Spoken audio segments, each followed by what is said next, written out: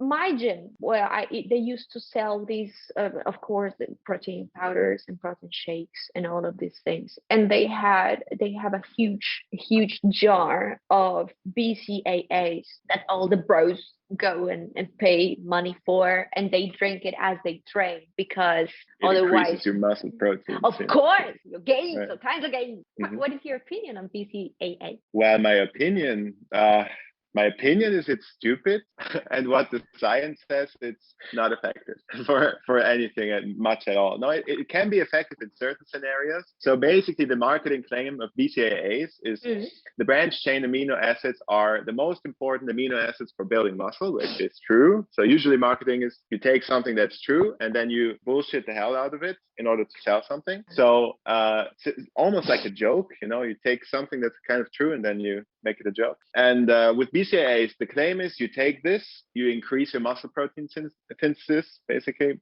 and then you gain more muscle, which is not true if you already have enough BCAAs in your nutrition. And why wouldn't you? Why wouldn't you? Many people don't know that if you eat a full protein source, with a full amino acid profile, which is meat, fish, dairy, almost any protein source, cheese, even whey protein, for example, it's just a full protein source. So you can just have enough protein in your diet and you don't need BCAAs. The only scenario where you would need BCAAs is if you were on a very weird vegan diet where you get only certain types of proteins, if you just eat rice or beans, and then you add BCAAs in order to complete your amino acid profile. But the way it is marketed, especially for those prices, you just essentially, you expensify your piss, essentially. Exactly, and they are not that cheap. They're not cheap at all. That's an interesting thing. Like if you want to have a supplement, you can have like whey protein. It's a really good substitute for a meal for protein. It's just protein source. But BCAAs alone, they don't help at all. They don't do shit. Yeah. And I have a question. Where do they synthesize BCAAs? I mean, like, how do they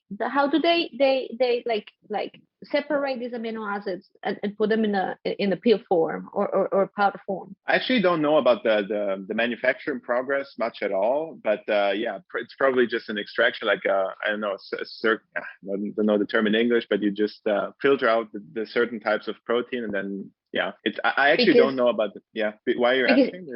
Because if a vegan, for example, wants to take BCAAs to help their amino acid profile, and they happen to come from milk, just like whey. Probably, what? Yeah. And you're poorer. I see. Usually they do come from milk. Yeah, milk protein. They usually do come from milk. Yeah. So I mean, don't be a vegan, man. Don't be. I don't recommend it to people in general. So unless you do it for very ethical reasons, I mean, to each their own. Like the problem with nutrition is people make a religion out of it and are very dogmatic. And I mean, there's nothing magical about being vegan. There's nothing magical about being an omnivore. There's nothing cool about being paleo. I mean, if it sounds cool, just a healthy diet. Carnivore, you're like a lion. I don't know. It sounds cool. But I have to say, I was pretty crazy about the keto thing when I started. I was like, I had joined the fucking cult.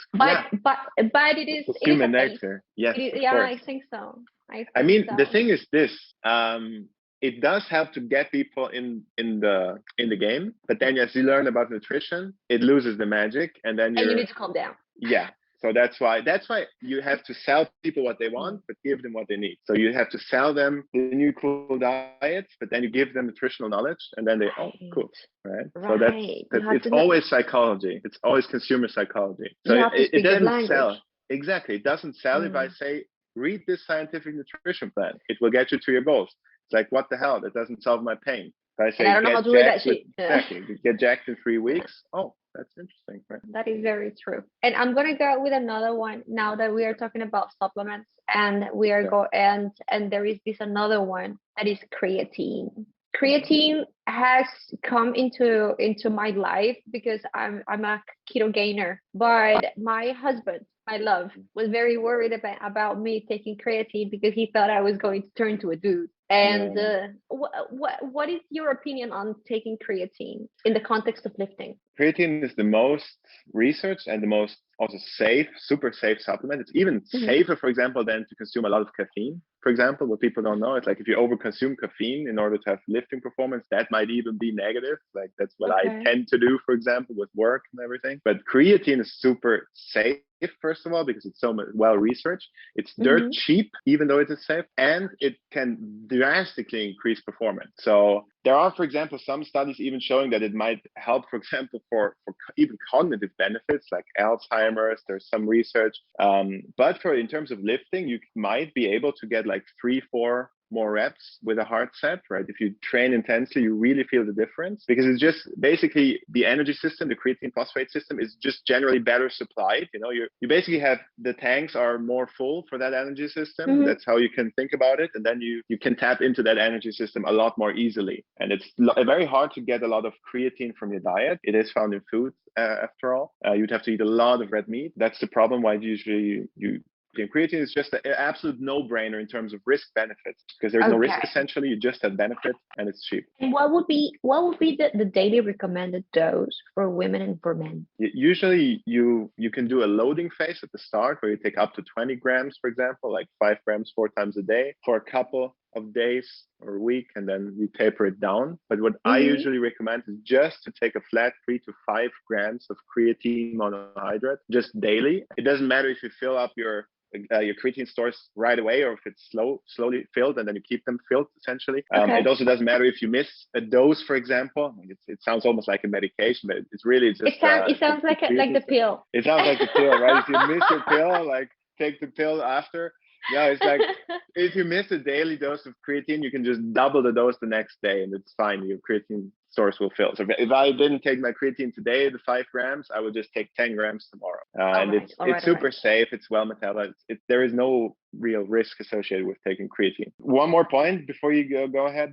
The thing you said about turning into the Hulk, it does increase water retention if you take creatine, right? But what people don't know is they think it makes you look watery. But for most people, that's not true, because it's not the subcutaneous water that's being held, but below that, so in the muscle. So basically your muscles can look a bit fuller. So it makes you look more jacked. It makes you look more jacked, but not a lot for most people, but it can be significant. It can be significant. Well, that's pretty cool. Yeah. So for example, it might be like up to 1 kilo or 2 more water weight. Wow. And that's usually defined as lean body mass, because lean body mass is a lot of water, right? So not fat. Right. Not fat I heard that bone, women were worried that was going to make them retain water. Then they assume that they're just going to look fat. No, you won't look fat on creatine. I mean, you can try it and you'll see. So no, I haven't. So that's why many people are afraid. Like, if I am on a diet, should I take creatine? Yes, you can always take creatine. Yeah. So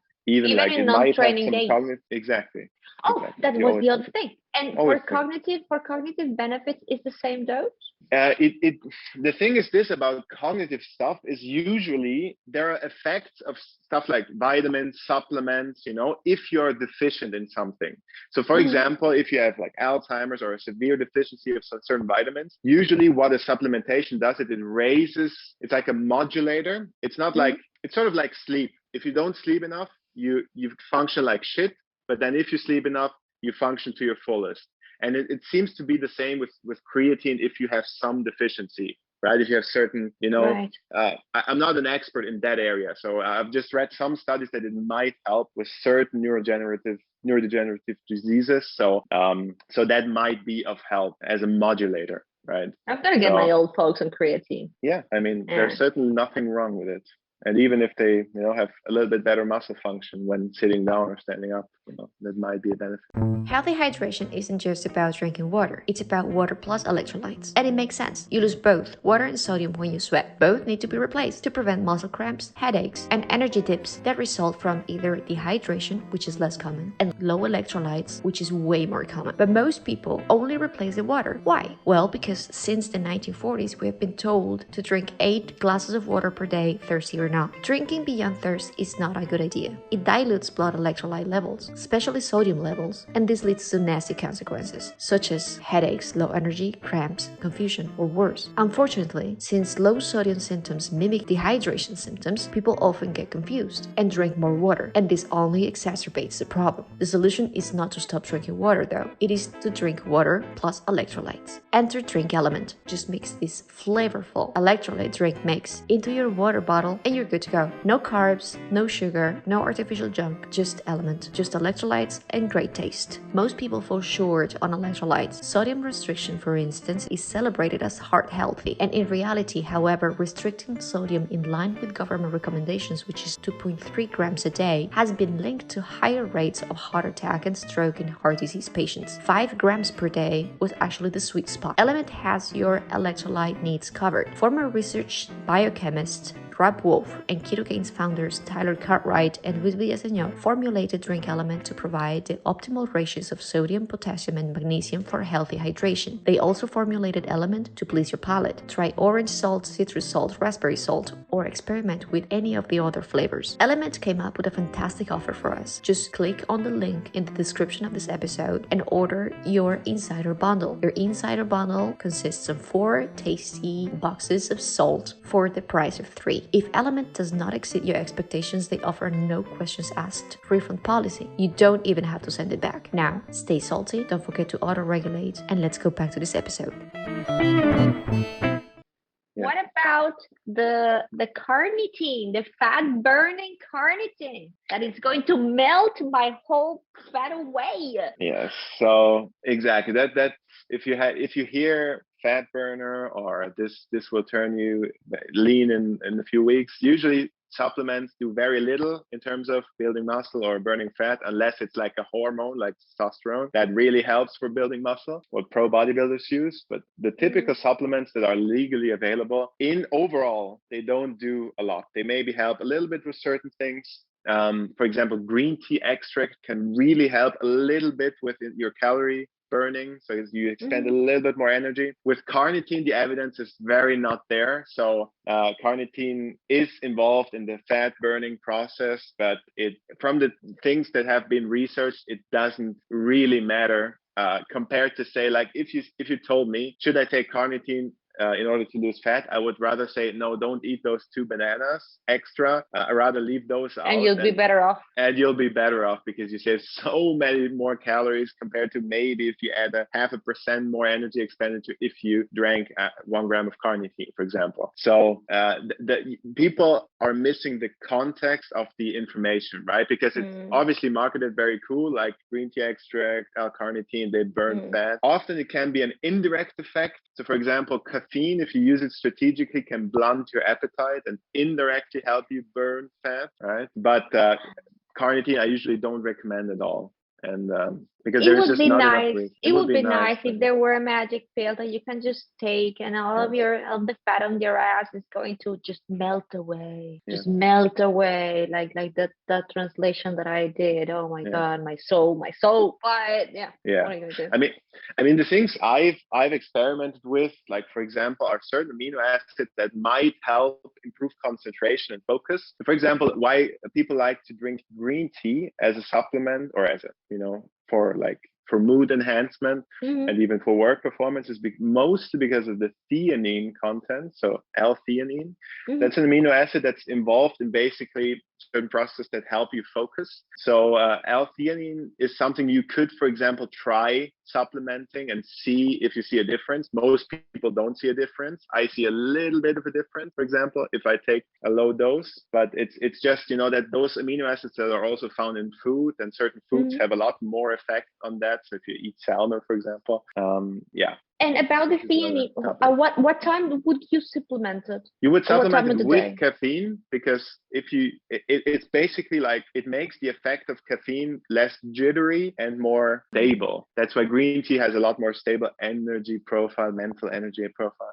So for example, if you take 200 milligrams of caffeine, like a strong coffee, you would take 200 milligrams of theanine with it, and it is more like a green tea in terms of more effect. mellow. Exactly. The caffeine is less making you jittery and making you more but it's a little effect for most people. So I feel it a little bit, but it does help me with if I have boring work to do and need to focus a lot.